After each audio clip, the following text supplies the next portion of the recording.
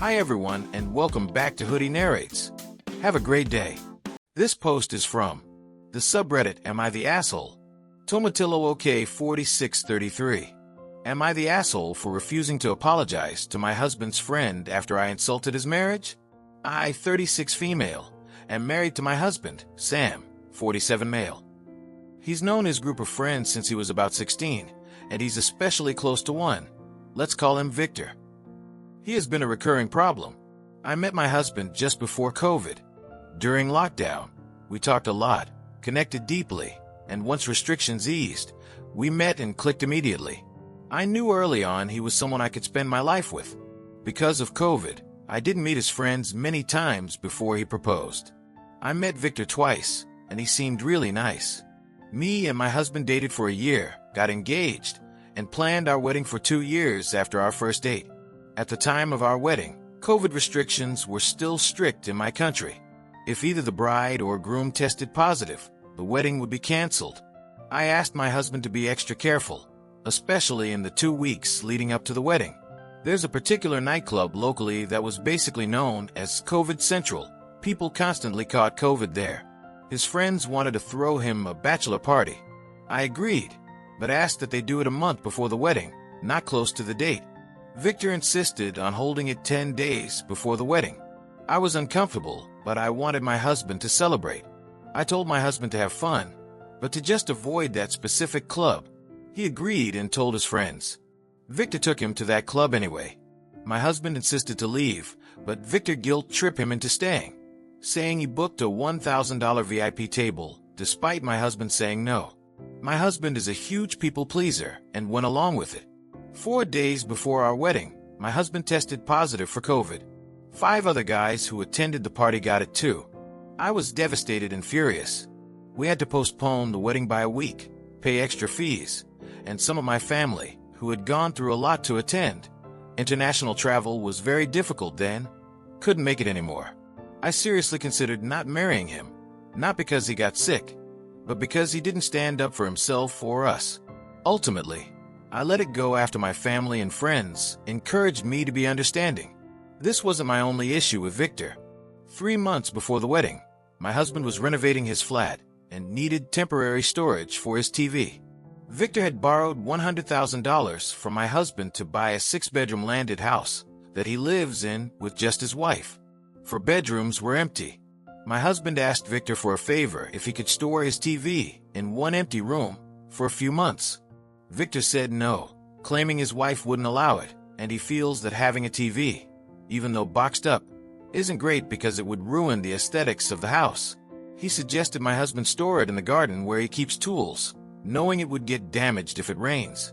My husband didn't push. I ended up storing the TV in my bedroom at my parents' place. I'm Asian, live in an extremely expensive city, and moving out before marriage isn't common. For your information, Victor paid the money back, but took him 2 years to do so. Victor is a lawyer, and so is his wife. He drives a fancy car and always need to look rich. Victor has also been openly chauvinistic. After we got married and hang out a bit more, I see his true colors. At a party, after his wife had recently given birth, I told her she looked amazing and glowing. Victor chimed in and said, "No, she still has weight to lose and pimples to get rid of." I was livid. She looked incredible. Her waist was probably 25 inches, 3 months postpartum. I immediately shut him down. He frequently speaks harshly to my husband. His 4-year-old daughter was trying to explain a game. I got the game immediately because I work with kids. My husband took a while to get it. Victor said, "Wow, you are extremely slow. What useless person you are," in a joking manner. It's this type of joke of putting him down that Victor enjoys, and I felt so uncomfortable. I understand guys joke harshly, but to call someone useless, stupid, or a loser is just cruel. My husband will laugh it off. My husband, on the other hand, has never called anyone, nor any of his friends, like that, or put them down. I've had to stand up for my husband more than once, tactfully, of course. When I asked my husband why he tolerates it, he just said, "Victor is like that." They have been friends for more than 30 years. Victor treats his wife terribly, openly admits he doesn't love her that much, calls their relationship transactional, and sees her primarily as someone who supports his career and property investments because she is also a lawyer. He never takes her on dates and refuses to travel alone with her. He always insists my husband or other friends join them. I rarely hang out with them because I don't want to put myself in a situation where I get worked up by his comments. Fast forward to a few days ago. Victor called my husband. My husband put him on speaker because Victor video called him and my husband didn't want to hold his phone. I was beside my husband in the study, working. Victor insisted my husband go on an overnight trip out of the country with him and his wife. My husband didn't want to go. We have cats and would need to arrange care. Our cousin usually comes to stay for a week when we travel. Asking her to come for just one night felt unreasonable. When my husband suggested a day trip instead, Victor got angry. He said things like, "Is it because your wife won't let you? Is it because you have no money? I'll pay for the sitter. What a loser you are. I'll pay, bro. Give me a price." What nonsense excuses. It went on and on. Then Victor said something that got me so worked up. "You've changed ever since you married her. She's controlling you, isn't it?" That's when I snapped. I said, roughly, "I'm here. And yes, I'm going to control this conversation. I'm sorry your relationship with your wife is so miserable that you need to interfere in ours to feel better. It's pathetic that you can't be alone with your wife and need my husband as a buffer." My husband said no. No means no. Please respect his boundaries and F*** off. Then I ended the call.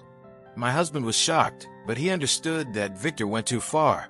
I told him I was hurt and disappointed that he didn't immediately stand up for me when Victor blamed me for controlling him.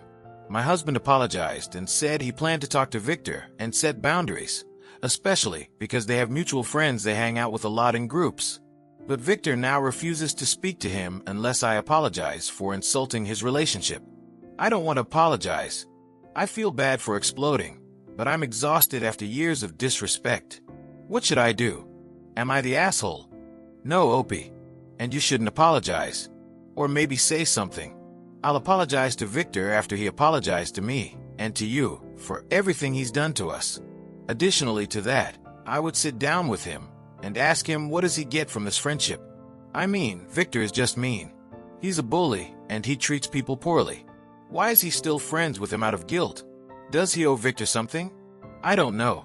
I would ask him. But I would also make it very clear that the way Victor is treating him is not the right way a friend treats people they love.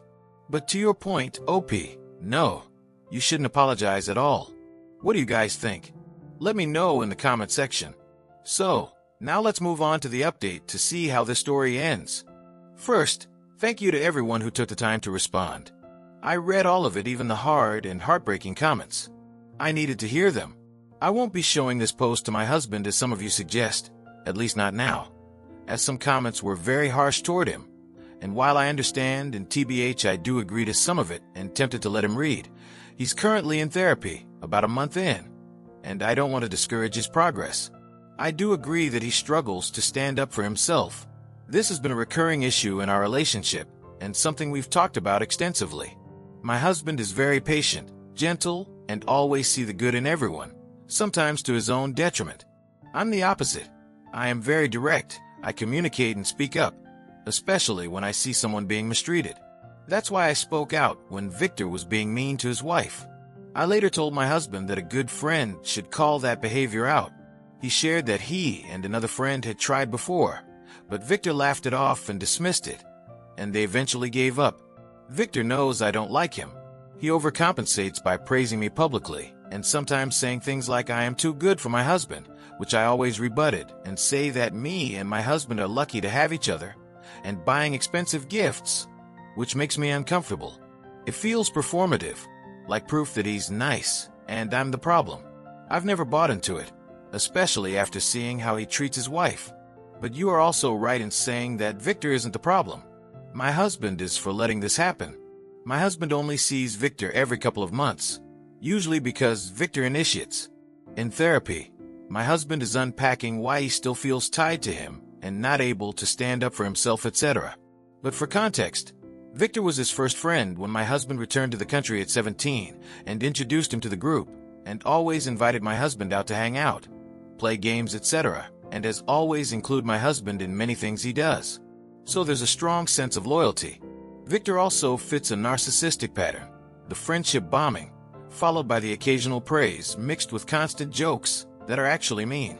To give you a bit of context, my husband's family ran a business abroad for a while, and he was away between the age of 11 to 16. His parents moved back, and basically my husband has to start a whole new life again in his late teens. I know it's not an excuse, but I guess it's a start of recognizing what is causing him to stay in this group of friends. I took some of your advice, and we spoke again today. He plans to talk to another friend in the group. Let's call him Pete.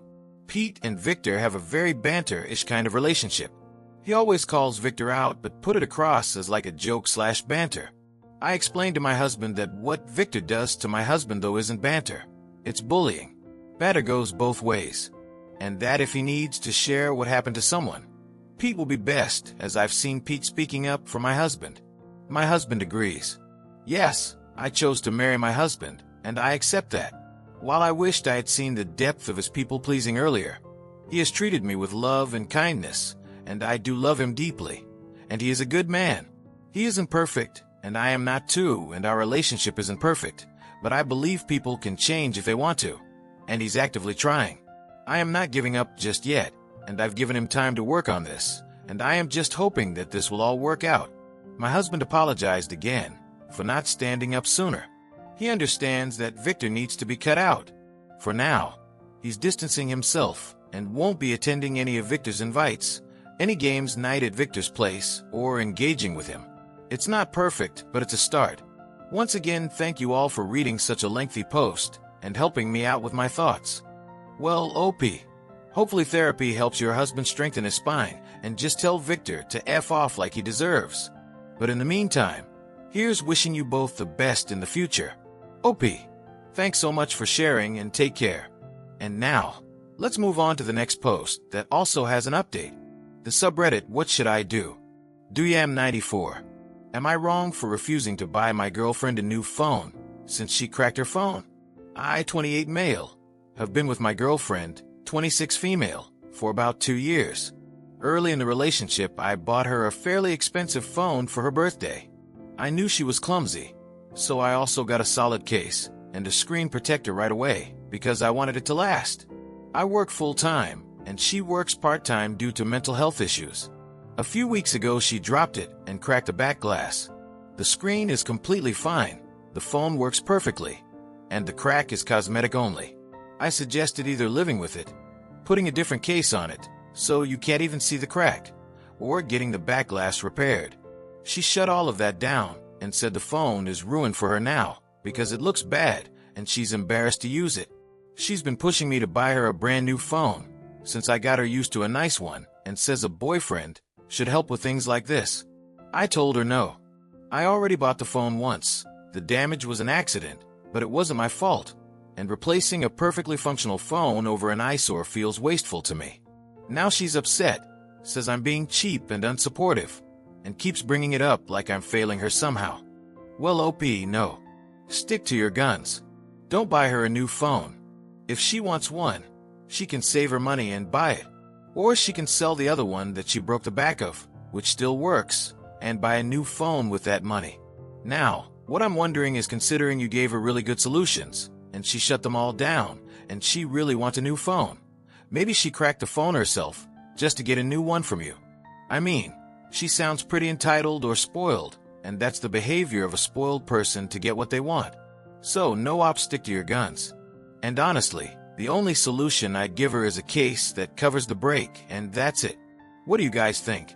Let me know in the comment section. So, now let's move on to the update to see how this story ends. Hey everybody, I feel like I need to update y'all on what happened.